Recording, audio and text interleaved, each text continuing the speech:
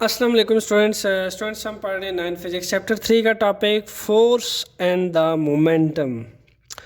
Students, force और momentum का relation आप आज समझने की कोशिश करेंगे कि फोर्स और मोमेंटम आपस में कैसे रिलेट करते हैं। इससे पहले फोर्स और मोमेंटम की अगर आपने मेरी वीडियो वॉच नहीं की then please watch the complete video of force and momentum, then watch my this video. Okay students, force and momentum का रिलेशन ये कहता है कि when a force acts on a body. अब अंडरस्टूड सी बात है कि यहाँ पे न्यूटन सेकंड लॉ को ध्यान में लिया, ये किसी भी बॉडी पे जब फोर्स लगती है इन दैट केस वो बॉडी क्या करता है, एक्सेलरेट करता है, then it produced acceleration in the body. अब वो कहता है कि वो जो एक्सेलरेशन प्रोड्यूस होगी बॉडी में, it will be equal to the rate of change of momentum of a body. यानी जब फोर्स अप्लाई करने के बाद बॉडी एक्सेलरेट करेगा, उस केस में उस बॉडी का मोमेंटम का रेट भी चेंज होगा विद रिस्पेक्ट टू टाइम। सो आइए प्रूफ करते हैं कि कैसे जब एक बॉडी के ऊपर फोर्स लगती है तो कैसे वो बॉडी एक्सेलरेट करता है, एंड एक्सेलरेट करने के साथ साथ कैसे उसका rate of change of momentum force की इक्वल आता है। दोनों बातों को हमने प्रूफ करना है। न्यूटन सेकंड लॉ की को तो हम ऑलरेडी बहुत दफ़ा न्यूटन सेकंड लॉ में भी प्रूफ कर चुके हैं, यहाँ भी प्रूफ कर सकते हैं। जैसा कि आपके पास एक बॉल नज़र आ रहा है, ठीक है, आप इसके ऊपर फोर्स लगाइए, ये किस डायरेक्शन में एक्सेलरेट कर रहा है, जिस डायरेक्शन में फोर्स लग रही है, ठीक है। हम जिस डायरेक्शन में इसको क्लिक करते हैं, देखिए इसको इस डायरेक्शन में क्लिक किया, ये इसी डायरेक्शन में एक्सेलरेट कर रहा है। ये देखिए जिस डायरेक्शन में फोर्स लगती है उसी डायरेक्शन में एक्सेलरेशन प्रोड्यूस होती है। Look at that, backward forward, जिस डायरेक्शन पे आप इसके ऊपर फोर्स लगा रहे हैं उसी डायरेक्शन में एक्सेलरेट कर रहा है। पॉइंट फर्स्ट तो क्लियर है, ओके और अगर आपको अब भी क्लियर नहीं होता then please go and watch the Newton second law of motion from my playlist of chapter 3। So students, अब हम देखते हैं rate of change of momentum of body कैसे आता है। अच्छा, यहाँ पे मैंने एग्जांपल के लिए एक कार ली हुई है। देखा जा सकता है कि इस कार का कुछ ना कुछ मैस होगा, ठीक है, इस कार का जो मैस होगा, ठीक है। और इससे पहले हम मैस एंड वेट के बारे में पढ़ चुके हैं। मैस क्या होगा, यानी अगर थ्रू आउट इसकी कंपोजिंग देखें तो ये एक प्लास्टिक बॉडी से बना हुआ है। अब इसमें प्लास्टिक का जितना क्वांटिटी यूज़ हुआ है इसको बनाने में, इसको कंपोज करने में, ऑब्वियसली वो इसका मैस होगा। और उस मैस को हम रिप्रेजेंट करते हैं एम से, ठीक है। इसका जो मैस है स्टूडेंट्स, उसको हम ले लेते हैं एम से, clear. This will be the mass of that car. अब लाजमी सी बात है कि इसकी जो इनिशियल वेलोसिटी होगी उसको हम रिप्रेजेंट कर लेते हैं वी आई से, ठीक है। सपोज करते हैं स्टूडेंट्स, इनिशियली इसका हमने मैस ले लिया जिसको हमने एम से रिप्रेजेंट कर लिया, और इसकी एक इनिशियल वेलोसिटी ले ली जिसको हमने जहाँ रेस्ट पे जिस वेलोसिटी पे मौजूद है उसको हमने वी आई से रिप्रेजेंट कर दिया। Let's suppose F I apply force on that car. Look at that, that car produce acceleration in the direction of force, clear. I apply force on that direction. The acceleration is also produced in that direction. It means that Newton's second law obey in that scenario. Force is applied on right side. The acceleration is also produced on right side.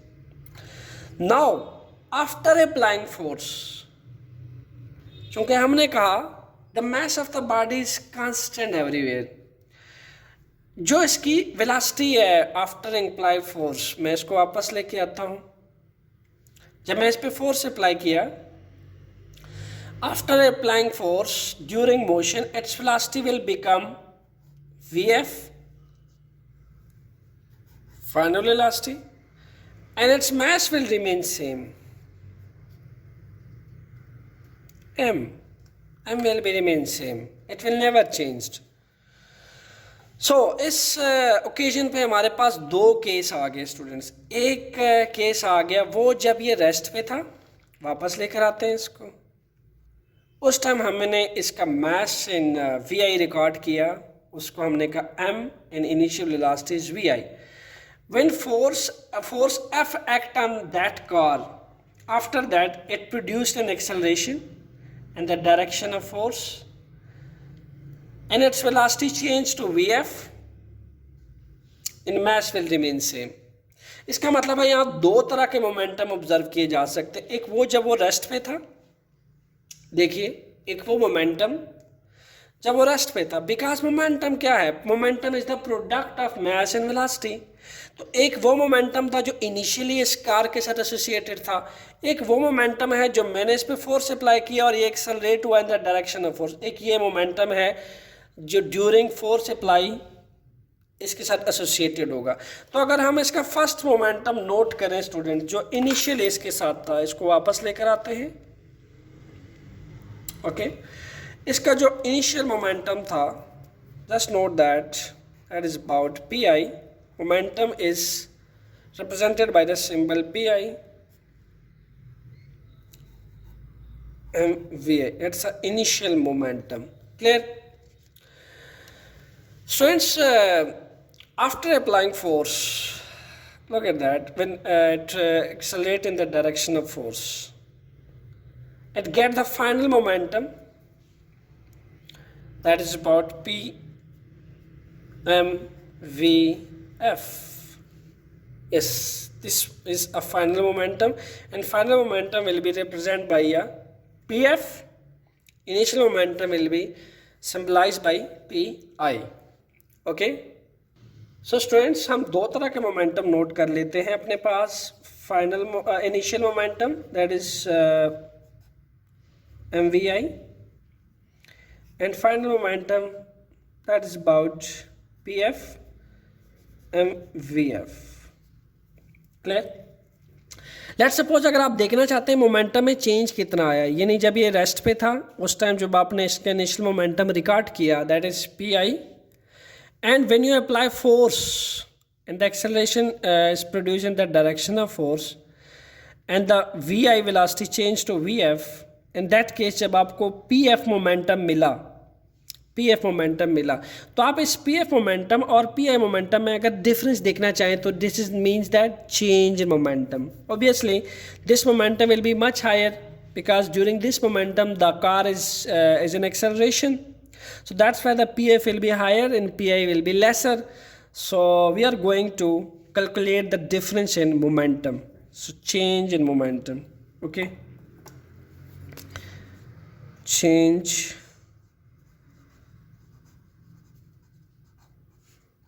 and momentum.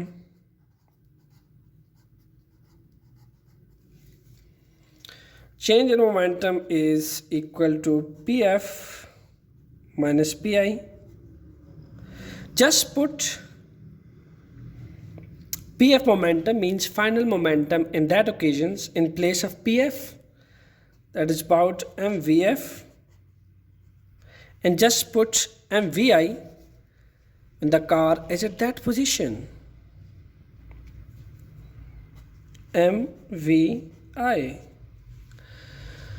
So now we will take M common because the mass is constant everywhere. During initial momentum and during final momentum the mass is constant. So that's why हम ये लिख सकते हैं M VF minus VI. Okay students, एक interesting चीज़ तो आपने miss कर दी, वो ये कि चूँकि एक्सेलरेशन को जब आप कैलकुलेट करते हैं तो एक्सेलरेशन आपके पास क्या होती है, इनिशियल वेलोसिटी और फाइनल वेलोसिटी के रेट में जो चेंज आता है उसको जब आप टाइम के रिस्पेक्ट से देखते हैं तो आपको क्या मिलता है, एक्सेलरेशन। मींस के जब आपने फोर्स अप्लाई नहीं की थी, इनिशियली इसकी वेलोसिटी वी आई थी, after applying force when acceleration is produced then it get final velocity, its vi velocity change to vf, obviously students इसने यहाँ से यहाँ तक एक्सेलरेट होने के लिए क्या लिया होगा, कुछ ना कुछ टाइम टेकन लिया होगा, टाइम टेकन।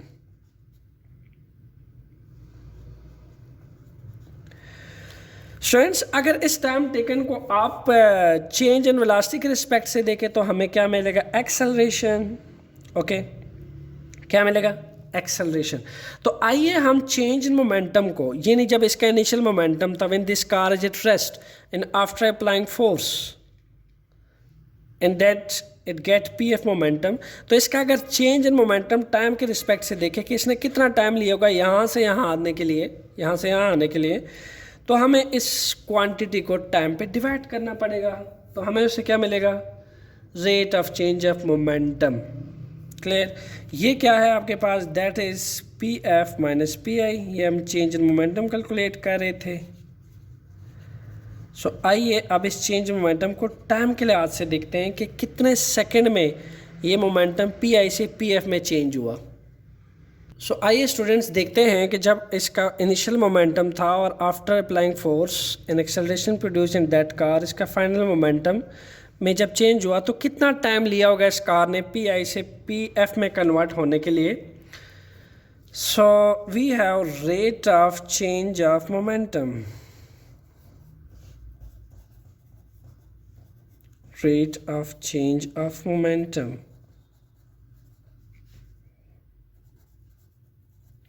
तो हम ये लिख सकते हैं पी एफ, चूँकि चेंज इन मोमेंटम को हम टाइम के रिस्पेक्ट से देखना चाहते हैं, देन टाइम टेकन को डिवाइड कर देंगे इस पे, and the right side will be also divide M V F minus V I to time.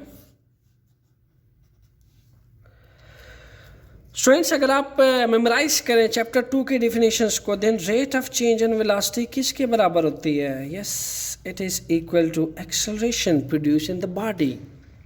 लाजमी सी बात है, जब एक कार रेस्ट पे था इसकी एक इनिशियल वेलोसिटी थी, जब आपने फोर्स लगाई then this velocity become V F after applying force, then V F minus V I by T is equal to what, acceleration. So I can put V F minus vi by t in place of a. I can put a in place of this term, pf minus pi by t equal to m a, because a is equal to vf minus vi by t. Clear? Students क्या ख्याल है, हमारे पास तो Newton second law आ चुका है, and yes I can write P F minus P I equal to F. I can put F in place of ma because Newton states that when force applied on any body, then acceleration on that body produced with its mass m. So that's why I put F in place of ma. तो हम ये लिख सकते हैं F is equal to Pf minus Pi by T. इसलिए तो हम कहते हैं कि force is also equal to rate of change of momentum of a body. इसलिए हम ये कहते हैं कि इस इक्वेशंस को हम as a Newton second law of motion के लिए भी लिख सकते हैं स्टूडेंट्स। यानी फोर्स जहाँ एम ए के बराबर था, ठीक है, वहीं पे हम ये कह सकते हैं कि जब किसी भी बॉडी पे फोर्स अप्लाई किया जाता है तो जहाँ उसमें एक्सेलरेशन प्रोड्यूस होता है वहीं पे उसका मोमेंटम भी चेंज होता है, जिसको हमने अभी मैथमेटिकली प्रूफ किया। ऑब्वियसली जब इसका मोमेंटम पी आई से पी एफ में जाएगा after applying force and it will take time, then its momentum will also change. जब ये रेस्ट पे था इसका मोमेंटम कुछ होगा, और जब ये मूव कर रहा होगा, एक्सेलरेट कर रहा होगा, इसका मोमेंटम कुछ होगा।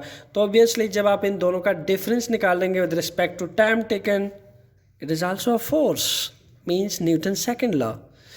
स्टूडेंट्स होपफुली आपको कंसेप्चुअली अच्छा लगा होगा ये लेक्चर। आपने मुझे बताना है कि आपको कंसेप्चुअल फिजिक्स लेक्चर के लेक्चर कैसे लगते हैं।